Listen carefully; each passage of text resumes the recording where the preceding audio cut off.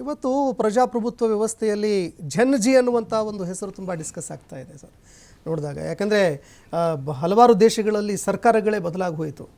ಇದನ್ನೆಲ್ಲ ನೋಡಿದಾಗ ಎಲ್ಲೋ ಒಂದೆಡೆ ಇವತ್ತಿನ ಯುವ ಸಮೂಹ ಏನಿದೆ ಪ್ರಜಾಪ್ರಭುತ್ವದ ಮೌಲ್ಯಗಳನ್ನು ಅರ್ಥಕೊಂಡು ಮುಂದಿನ ಒಂದು ಭವಿಷ್ಯಕ್ಕೋಸ್ಕರ ಏನು ಮಾಡಬೇಕು ಅನ್ನುವಂಥದ್ದನ್ನು ಅರ್ಥಕೊಳ್ತಾ ಇಲ್ವಾ ಅನ್ನುವಂಥ ಪ್ರಶ್ನೆ ಒಂದು ಕಡೆ ಆದರೆ, ಇದರ ಜೊತೆಗೆ ಇದು ಕೇವಲ ಒಂದು ಆಕ್ರೋಶನ ಅಥವಾ ಕ್ರಾಂತಿನ ಅಂತ ಅಂದ್ಕೊಳ್ಬೇಕು ಇದನ್ನು ಅನ್ನೋದೇ ಗೊತ್ತಾಗ್ತಾ ಇಲ್ಲ ಅಂತ.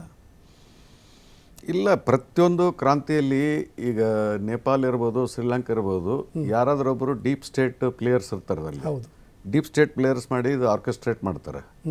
ಆರ್ಕೆಸ್ಟ್ರೇಟ್ ಮಾಡ್ತಾರೆ. ಬಟ್ ಏನಂತಂದ್ರೆ ಜನ್ಜಿ ಪಾಪ್ಯುಲೇಷನ್ ಏನಿದೆ, ಸ್ಟ್ರೆಂತ್ ಏನಿದೆ, ಇದರದು ಜಾಸ್ತಿ ಯುವಕರಿದ್ದದ್ದು ನಮ್ಮ ಭಾರತ ದೇಶದಲ್ಲಿ. ಹೌದು. ನೀವು ಏನಂತಂದ್ರೆ ದೇಶ ಸರಿಯಾಗಿ ಕಾನ್ಸ್ಟಿಟ್ಯೂಷನ್ ಪ್ರಕಾರ ಏನಪ್ಪ ಅಂದ್ರೆ ಸಂವಿಧಾನದ ಪ್ರಕಾರ ನಡೀತಾ ಇದೆಯೋ ಇಲ್ಲೋ ಅಂತ ನೋಡೋದನ್ನು ನಿಮ್ಮದು ರೆಸ್ಪಾನ್ಸಿಬಿಲಿಟಿ ಇದೆ. ಹೌದು. ಎಲೆಕ್ಷನ್ ಸರಿಯಾಗಿ ನಡೀತಾ ಇಲ್ಲ. ಸೊ ಅದಕ್ಕೆ ನೀವು ಸುಮ್ಮನೆ ಕುಂತಾರೆ ಅಂತಂದ್ರೆ ಏನಾಗ್ತದಂದ್ರೆ ಯು ಆರ್ ನಾಟ್ ರೆಸ್ಪಾನ್ಸಿಬಲ್ ಅಂತ ತಿಳ್ಕೊಂಡು ನೀವು ಹೋಗಿ ರಿವೋಲ್ಟ್ ಮಾಡಿ ಯಾರ್ದಾರೊಬ್ಬರು ಅಪ್ರೂವ್ ಮಾಡ್ರಿ ಅಂತ ಹೇಳ್ತಾ ಇಲ್ಲ. ಬಟ್ ರೆಸ್ಪಾನ್ಸಿಬಲ್ ಆಗಿ ಥಿಂಕ್ ಮಾಡಬೇಕು. ಯಾಕಂದ್ರೆ ಯಾವಾಗ ನಿಮ್ಗೆ ಸ್ವಲ್ಪ ಅಪೋಸಿಷನ್ದು ಪ್ರೊಟೆಸ್ಟ್ ಮಾಡಕ್ಕೆ ಹೋದರೆ ದೆನ್ ಆಫ್ಟರ್ ದಟ್ ಅಧಿಕಾರಿಗಳಾಗಲಿ ಏನಪ್ಪ ಅಂತಂದ್ರೆ ಅಧಿಕಾರಿಲಿರ್ತಕ್ಕಂಥ ಸರ್ಕಾರ ಆಗಲಿ ಸ್ವಲ್ಪ ಅದನ್ನು ವಾಚ್ ಮಾಡ್ತಾರೆ, ಒಂದು ಸ್ಟೆಪ್ ಹಿಂದಕ್ಕೆ ತೊಗೊಳ್ತಾರೆ. ನಾವು ರೀಸೆಂಟಾಗಿ ನೋಡಿದ್ದು ಏನೇನು ನೋಡಿದ್ವಿ, ಅರಾವಲಿ ಹಿಲ್ಸ್ ಒಂದು ಪ್ರೊಟೆಸ್ಟ್ ತುಂಬ ದೊಡ್ಡದಾಯಿತು. ಹೌದು. ಆಮೇಲೆ ನ್ಯಾಷನಲ್ ರಿಜಿಸ್ಟ್ರೇಷನ್ ಅಂತ ಸ್ಟಾರ್ಟಿಂಗ್ ಏನಪ್ಪ ಅಂದ್ರೆ NAC ಅಂತ ತಿಳ್ಕೊಂಡು ಅದಕ್ಕೆ ಪ್ರೊಟೆಸ್ಟ್ ಆಯಿತು. ಎಲ್ಲೆಲ್ಲಿ ಪ್ರೊಟೆಸ್ಟ್ ಆಗ್ತದ, ಎಲ್ಲೆಲ್ಲಿ ಸರ್ಕಾರ ಏನಪ್ಪ ಅಂದ್ರೆ ರಾಂಗ್ ನಿಯತದಿಂದ ಏನಾದರೂ ಕಾನೂನು ತರಬೇಕಂದ್ರೆ ಕೃಷಿ ಬಿಲ್ ಇತ್ತು, ಕೃಷಿ ಕಾನೂನು ಬಿಲ್ ಇತ್ತು, ಇವೆಲ್ಲ ಪ್ರೊಟೆಸ್ಟಿಂದ ಹಿಂದಕ್ಕೆ ಹೋಗ್ಯಾವ. ಒಂದು ಕೃಷಿ ಬಿಲ್ ಹೋಗ್ಯದ, ಒಂದು NAC ನ್ಯಾಷನಲ್ ರಿಜಿಸ್ಟ್ರೇಷನ್ ಅದು ಹಿಂದಕ್ಕೆ ಹೋಗಿದೆ. ಆಮೇಲೆ ಏನಪ್ಪ ಅರಾವಲಿ ಹಿಲ್ಸ್. ಸೊ ಇದು ಏನಂತಂದ್ರೆ ಈ ತರ ಟೈಮ್ ಟು ಟೈಮ್ ಪ್ರೊಟೆಸ್ಟ್ ಮಾಡಲಿಲ್ಲ ಅಂದ್ರೆ ಇದು ಏನಪ್ಪ ಅಂದ್ರೆ ಕ್ಯಾಪಿಟಲಿಸ್ಟ್ ಅವರು ಇವರು ಏನಪ್ಪ ಅಂದ್ರೆ ಒಂದು ಪ್ಲಾನ್ ಹಾಕಿ ಗೌರ್ಮೆಂಟ್ ಕಡೆ ಕೆಲಸ ಮಾಡ್ಕೊಂಡು ಏನಪ್ಪ ಅಂದ್ರೆ ಇಟ್ ಇಸ್ ದನ್ನ ಸೆಟ್ಗಳಿಗೆ ಫಾಯ್ದಾ ಆದಂಗೆ ಆಗ್ತದೆ. So time to time you have to wake up. You have to wake up ಅಂದ್ರೆ ವೈಲೆನ್ಸ್ ಮಾಡಂತ ಹೇಳೋದಿಲ್ಲ, ನಾನ್ ವೈಲೆನ್ಸ್. ಅದೇ ಈಗ ನಾವು ನೋಡ್ತಾ ಇರೋದೇನೆಂದ್ರೆ ಏನೋ ಒಂದು ಬಂದ್ಬಿಟ್ಟು ಬೆಂಕಿ ಹಚ್ಬಿಡೋದು ಅಥವಾ ಸಂಪೂರ್ಣವಾಗಿ ಡೆಮಾಲಿಷ್ ಮಾಡುವಂಥದ್ದು, ಇದನ್ನು ಇವತ್ತಿನ ಯುವ ಸಮೂಹದಲ್ಲಿ ನಾವು ಜಾಸ್ತಿ ನೋಡ್ತಾ ಇದ್ದೀವಿ. ಇದನ್ನು ಆಕ್ರೋಶ ಅಂತಲೂ ಕೆಲವೊಬ್ರು ಹೇಳ್ತಾರೆ, ಇನ್ನು ಕೆಲವರು ಇಲ್ಲ ಇವರಲ್ಲಿ ಪರಿಪಕ್ವತೆಯ ಕೊರತೆ ತುಂಬ ಇದೆ ಅಂತ ಹೇಳ್ತಾರೆ. ಹೀಗಾಗಿ ಈ ಒಂದು ಯುವ ಸಮೂಹಕ್ಕೆ, ಯಾಕಂದರೆ ಶಾಂತಿ ಮತ್ತು ಸತ್ಯ ಅಹಿಂಸೆಯ ಒಂದು ಮಾರ್ಗದಲ್ಲಿ ನಡೆದು ಇವತ್ತಿಗೂ ಕೂಡ ಅಂತಾರಾಷ್ಟ್ರೀಯ ಮಟ್ಟದಲ್ಲೂ ಕೂಡ ಮಹಾತ್ಮ ಗಾಂಧೀಜಿಯವರು ಪ್ರತಿಯೊಬ್ಬರಿಗೂ ಕೂಡ ಮಾದರಿ ಆಗ್ತಾರೆ. ಹೀಗಾಗಿ ಎಲ್ಲ ಹಿಂಸೆಯಿಂದಲೇ ಆಗೋದಾಗಿದ್ದರೆ ಏನು ಬೇಕಾದರೂ ಆಗ್ಬೋದಾಗಿತ್ತು. ಇವತ್ತು ಬಾಂಗ್ಲಾದೇಶದ ಪರಿಸ್ಥಿತಿನೂ ನಾವು ನೋಡ್ತಾ ಇದ್ದೀವಿ, ನೇಪಾಳದ ಪರಿಸ್ಥಿತಿನೂ ಕೂಡ ನೋಡ್ತಾ ಇದ್ದೀವಿ. ಅದರಿಂದ ಸಾಧಿಸಿದ್ದೇನು ಅಂತ.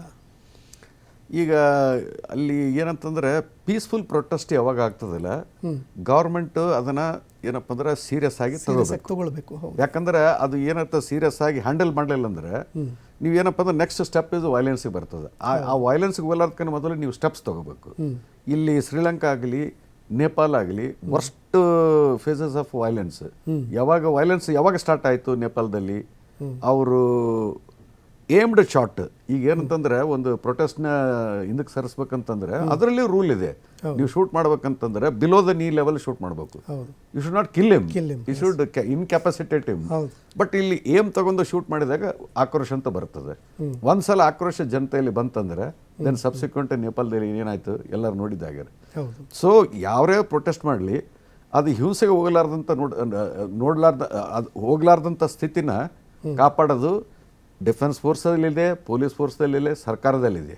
ಆ ಲೆವೆಲ್ವರೆಗೆ ತೊಗೊಂಡು ಹೋಗ್ಬಾರ್ದು. ಅವ್ರದ್ದು ಏನು ಡಿಮಾಂಡ್ ಇದೆ ವಿಚಾರ ಮಾಡ್ರಿ, ಪಾರ್ಲಿಮೆಂಟ್ ಸೆಷನ್ ಕರ್ರಿ, ಡಿಸ್ಕಸ್ ಆಗಲಿ. ಏನಪ್ಪ ಅಂದ್ರೆ ಎಲ್ಲರೂ ಏನಪ್ಪ ಅಂದ್ರೆ ಹೈ ಕಮಿಟಿ ಫಾರ್ಮ್ ಮಾಡ್ರಿ, ಏನು ಮಾಡ್ರಿ, ಯಾಕೆ ಏನು ಆ ಟೈಪ್ ಅಂತ ತಿಳ್ಕೊಂಡು ಪೊಲ್ಯೂಷನ್ ಬಗ್ಗೆ ಪ್ರೊಟೆಸ್ಟ್ ಇರ್ಬೋದು, ಅರಾವಲಿ ಹಿಲ್ಸ್ ಬಗ್ಗೆ ಇರ್ಬೋದು, ಅದು ಸೀರಿಯಸ್ ಆಗಿ ತಗೋಬೇಕು. ಯಾಕಂದ್ರೆ ಸುಮ್ಮನೆ ಯಾರೂ ಪ್ರೊಟೆಸ್ಟ್ ಮಾಡಕ್ಕೆ ಹೋಗೋದಿಲ್ಲ. I am very clear. ಅದರಲ್ಲಿ ಏನೋ ಒಂದು ಅಡಿಗಿರ್ತದ. ನಾವು ಮುಂದಿನ ಪೀಳಿಗೆಗೆ ಏನಪ್ಪ ಅಂದ್ರೆ ಏನು ಕೊಡ್ತಾ ಹೋಗ್ತೀವಿ ನಾವು. ವೈ ಶುಡ್ ವಿ ಡಿಸ್ಟ್ರಾಯ್ ಏನಪ್ಪ ಅಂದ್ರೆ 2000 year old ಮೌಂಟೇನ್ಸ್. ಸೊ ಆ ಥರ ಏನೋ ಒಂದು ಡೆಫಿನೇಷನ್ ತೊಗೊಂಡು ಏನೋ ಒಂದು ಇದು ತೊಗೊಂಡು ಏನಪ್ಪ ಮೌಂಟೇನು ಇದು ಏನಂತಂದ್ರೆ 500 meters ಎತ್ತರ ಇದ್ದವೆಲ್ಲ ಏನಪ್ಪ ದೇ ಆರ್ ಕನ್ಸಿಡರ್ಡ್ ಮೌಂಟೇನ್ಸ್.